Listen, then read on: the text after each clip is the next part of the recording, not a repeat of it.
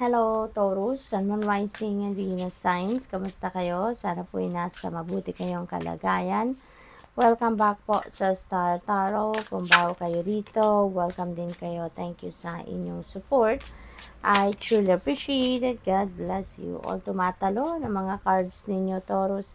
So, maunang mensahe ninyo, Knight of Swords. Ayan. So, siguro meron ditong tensyonadong sitwasyon ang iba sa inyo. Maaring dito kayo nanggagaling, meron kayong hindi kabate, hindi kayo ang tawag dito, hindi kayo agree, no, on something, kaya may tension, no. So, maaring work situation ito or family situation. Pero since we have Emperor energy, most likely, no, most likely trabaho talaga or pamilya, no, na sitwasyon ito. Kasi maaring isang Emperor energy ang papasok dito sa inyong sitwasyon at maaring kayo itutulungan na magkausap at magkaroon ng reconciliation or mag-compromise, no? So, siguro kung sa pamilya to, isang tatay, isang daddy, no? Or isang grandfather, yung papasok sa sitwasyon ninyo at ito yung tutulong sa inyo na magkaayos kayo, magkaintindihan kayo na kung sino man ang merong hindi kayo pagkakaintindihan with. Or kung sa trabaho din ito, maaaring isa itong boss ninyo, supervisor or manager ninyo ang papasok dito at aayusin kayo, no? And ano dito, Taurus, no? Eventually, no, things is going to be back in order, no? Magiging maayos din ang lahat. What else? We have 5 of Pentacles. Ayan. So, siguro may problema ang iba sa inyo sa pera, no? Maaaring yung mga hardships na to is linked sa inyong kaperahan. Maaaring meron din problema dito talaga sa trabaho ang iba sa inyo. Maaaring nabawasan ang oras ng inyong trabaho. Maaaring ang iba sa inyo dito siguro na lay off, no? Na terminate ang kontrata na mas maaga, something like that. Kaya siguro mas mainit ang ulo ninyo, magulo yung isip ng iba sa inyo siguro dahil sa mga sitwasyong ganyan. Pero don't worry kasi kapag alalahanin ninyo na kapag merong nawawala, merong bagong dadating, 'di ba?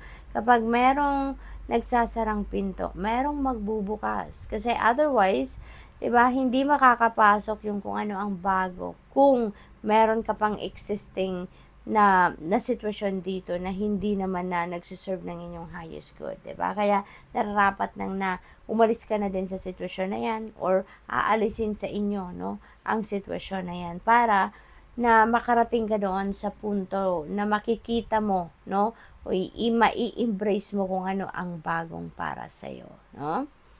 Kaya don't lose hope, okay? Don't lose hope. There is going to be some kind of breakthrough na dadating sa inyo. We have King of Wands. Ayan, entrepreneurship ito. So, siguro, mayroong opportunity ang iba sa inyo dito para mag-put up kayo ng sarili ninyong business. Maaaring ito yung bagong pintong magbubukas sa inyo kung nagsara ang pinto sa inyo ng inyong employer, ng inyong trabaho, no? It's maybe because you are destined to put up your own business, di ba? Kasi si King of Wands, this is entrepreneurship energy din. Kaya, maaaring ito ang naghihintay sa inyo. So, maaaring tapos na yung mission ninyo sa trabahong ito. Kung ano man ang trabaho ninyo, maaaring kung natanggal kayo sa trabaho or nag-resign man kayo or forced kayong tinanggal, you know, hindi na yan ang para sa'yo. At maaaring ito na entrepreneurship ang dapat na pagtuunan ninyo ng pansin, no? We have 6 of Swords, ayan. So, possibly, no? Possibly, Taurus, na yung 5 of Pentacles energy na to, very toxic situation na din siguro yan para sa inyo. Very unhealthy na. Kaya nararapat lang na umalis na din kayo dyan. No? Kasi yung energy ni 6 of Swords, ganon. Meron sitwasyon ng iba sa inyo dito na very unhealthy na para sa'yo. Matagal na kayong nagtiis sa sitwasyon na yan. Pero ngayon, parang alam mo yun, nare-realize ninyo na tama na, no? Parang ang tagal na ninyong nagtiis, nagsikap na mabago ng para sa ikabubuti ang inyong sitwasyon, pero maaaring hindi nangyayari, kaya you're going to decide dito na I'm moving on, no? kailangan ko nang mag-take action dito para din naman sa ikakabuti ko at ikakabuti ng inyong sitwasyon, no? Kasi dito sa Six of Swords, papunta na kayo doon sa kung ano ang mas best para sa'yo. Papunta na kayo doon sa kung ano yung mas magkakaroon kayo ng katiwasayan, mahahanap na ninyo yung peace ninyo, yung harmony within yourself, yung happiness ninyo, no? Kaya, this is a moving on energy, no? At kung saan kayo patungo dyan, yan ay ang inyong ikakabuti at ikakasaya. Okay? So, good luck. May travel energy din dyan. So, ang iba sa inyo dito magra-relocate or siguro babiyahe sa ibang bansa, mga ganon.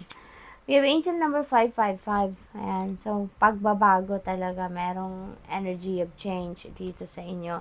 Sabi dito, you're going to level up. It might not feel good initially, but it will prepare you to handle the greater things in life for your highest good. That is why you've been looking for, push through it. There's a reward waiting at the finish line. So, ito, feeling ko, related ito dito sa Six of Swords, no? Na naghirap kayo, nahirapan kayo, nagtiyaga, pero you are up dito for a beautiful change, no? Isang magandang reward ang naghihintay sa inyo dito sa finish line. Kaya, go for it, Taurus. Sundin ninyo ang bulong ng iyong intuition kasi it will always lead you to the right direction, okay? 0440, the gut feel, yan, speaking of intuition, yan, so, ayan, nare-remind kayo na pakinggan ninyo ang iyong intuition. Follow your gut. It's more than just a feeling. Be real with people and focus on meaningful relationships. Remember, you also must bring value to the table. So treat others with respect or else karma will bite your ass. 3 is a crowd.